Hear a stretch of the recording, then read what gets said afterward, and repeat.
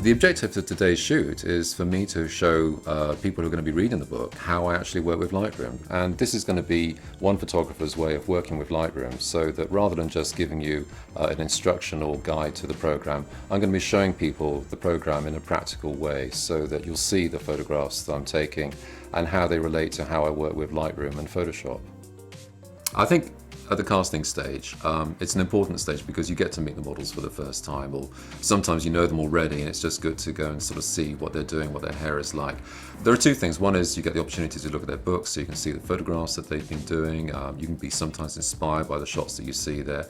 And then there's a stage when you get them to be photographed, where I take them behind the set and I just quickly do a photograph. And sometimes at that stage you get a pretty good idea about how well they're going to respond. You know, it's just simple, just sit on a seat and let's go and take a picture of you.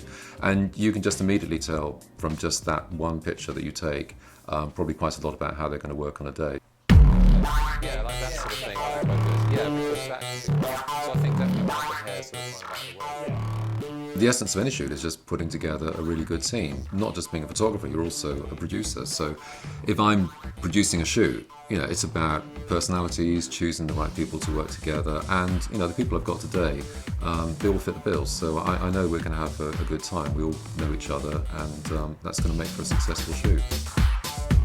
I think for the first shot, I want to do something which is perhaps strong on the makeup and on the hair. I just want to focus just in onto those and make them sort of really sort of stand out, just by keeping everything very simple in the background and making whatever color is there sort of really sort of, you know, shine against a nice sort of neutral grey backdrop. And I'll probably choose to shoot that first because I want to go and get the detail correct before anything starts to drop. For the other main shot with the wide angle, I think for those pictures, it's really about graphic shapes, and so that's where the clothing becomes much more important, because I'm hoping we're going to get some quite sort of strong shapes in the clothes and good bold colours. Brilliant, fantastic.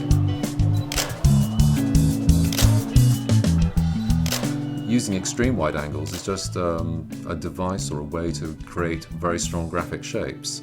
So by using arm positions and, you know, legs in different angles, you get this exaggeration, which is tricky to pull off, but when it works well, it's a great technique. That's lovely with the head up like that. That's great, beautiful. I just went towards me more here, to the camera here. Yeah, straight on the head more, yeah. I think when you're working with models, they want to be working in an unconstrained way. I think that you know when you're having a good shoot when you work with somebody and you can just see them being let loose and they have the ability to work unbound. One of the things I see people doing wrong is that you create too much attention onto detail of technicalities, of trying to get the lighting absolutely perfect, and the model's just getting bored to tears whilst you're doing that. Basically, as soon as they're ready for hair and makeup, you should have them in front of the camera and just start shooting. Good. Head down a bit more there as well. There. If I'm lucky today, I really would like to go and get a cover shot. You know, if there's time, I would like to go and shoot one of the models to try and produce something which would be a nice follow-on from the cover I did for the first book. And I want to avoid doing that cliche of Lightroom and all being about light, but there is something rather sort of subtle that I would like to achieve, and that is just like a backlighting coming through the picture, a nice tight headshot on the model with clip lighting coming through from behind, not so much light on the front, and take the picture into monochrome, just give it a nice kind of sort of a cold feel like I did for the previous cover.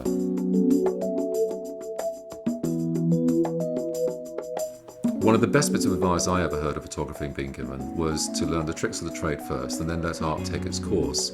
And I think that's ever more true today with digital photography, because all photographers are now having to retrain to be able to learn how to work with the new digital tools.